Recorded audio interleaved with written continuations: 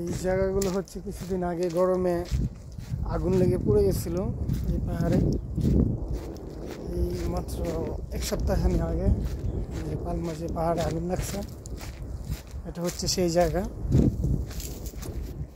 এই দেখা যাচ্ছে পুরে সব গাছ কি অবস্থা হয়ে গেছে, পুরা ছাই হয়ে গেছে। আর এখান থেকে দেখা যাচ্ছে এই হচ্ছে আমাদের পালমা শহরে উইজিতের সিনো পাহাড় দেখা যায়।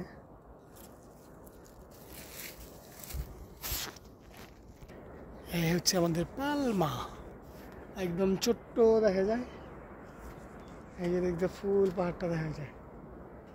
আমরা কোন আসছি না আসছি, এই হচ্ছে পুরো পাহাড়।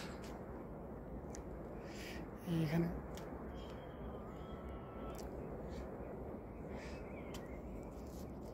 দেখা যাচ্ছে এই যে পাহাড়, কিছুদিন আগে আগুন ধরছিল। এই হচ্ছে পাহাড়।